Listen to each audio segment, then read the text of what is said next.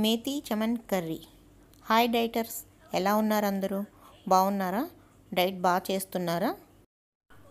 ఒక గిన్నె తీసుకుని దానిలో ఒక హాఫ్ లీటర్ వాటర్ వేయండి. తర్వాత దానిలో సాల్ట్ వేయండి. వేసిన తర్వాత ఆ నీళ్లు మరగడం స్టార్ట్ అయిన తర్వాత శుభ్రం చేసుకున్న ఒక కప్పు మెంతి కూర వేయండి.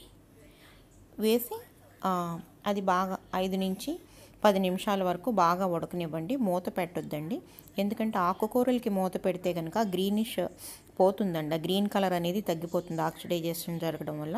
అందుకని ఆకుకూరలకి ఎప్పుడు కూడా మూత పెట్టకుండానే ఉడికించుకోవాలి. అది ఉడికిన తర్వాత ఆ నీళ్ళన్నీ వంపేయండి. వంపేసిన తర్వాత చల్లని నీళ్ళు వేయండి. వేసి ఒక 5 నిమిషాలు అలా వదిలేయండి. ఇలా ఉప్పు వేసి వేడి నీళ్ళలో ఉడికించడం వల్ల ఏమవుతుందంటే మెంతి కూరలో చాలా వరకు చేదు తగ్గుతుందండి. కూర కూడా పేస్ట్ చేసుకోవడానికి చక్కగా ఉంటుంది, టేస్ట్ కూడా బాగుంటుంది. ఎప్పుడు కూడా మీరు పెద్ద మెంతి కూరను మాత్రమే వాడండి. చిన్న మెంతి కూర అయితే కొంచెం చేదు ఎక్కువ ఉంటుందండి. పెద్ద మెంతి కూర అయితే మీకు కొంచెం చేదు తక్కువ ఉండి తినడానికి బాగుంటుంది. అది ఒక మిక్సీ జార్లో వేసి మెత్తని పేస్ట్ చేసి పెట్టుకోండి. నేను ఇక్కడ హోమ్ మేడ్ పన్నీర్ తీసుకుంటున్నానండి.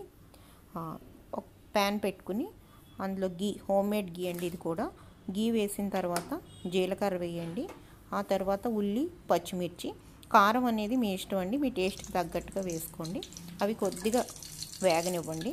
ఉప్పు, కారం లాంటివి ఏవైనా సరే రెసిపీస్కి ఎంత కావాలో ఎవరి టేస్ట్ని బట్టి వాళ్ళు వేసుకోవాలండి. తర్వాత నేను జీరా పొడి వేసానండి.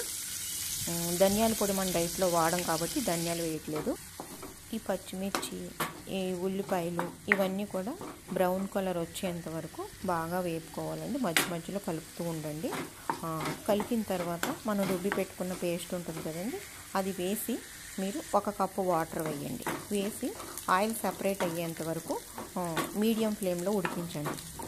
ఈ రెసిపీ మీరు కావాలనుకుంటే సలాడ్తో పాటు పెట్టుకుని తినొచ్చండి, టేస్టీగా ఉంటుంది. ఆఫ్టర్ డైట్లోనూ తినొచ్చు, డైట్ చేసేటప్పుడు కూడా మీరు తినొచ్చు. అలా ఆయిల్ సెపరేట్ అయిన తర్వాత తురుముకున్న పన్నీర్ వేసి బాగా మిక్స్ చేయండి. సాల్ట్, కారం అనేది మీ ఇష్టం అండి, పెంచుకోవచ్చు, తగ్గించుకోవచ్చు. కాకపోతే ఏంటంటే మనం రైస్లో తినం, ఉట్టి కూరలే తింటాం కాబట్టి సాల్ట్, కారం అనేవి తగ్గించేసుకుంటే ఎక్కువ కూరలు తినగలుగుతామండి. మీరు కూరలు మాత్రమే తింటారు కాబట్టి పచ్చిమిర్చి, ఉప్పు అనేవి మీ టేస్ట్కి తగ్గట్టుగా చూసుకోండి.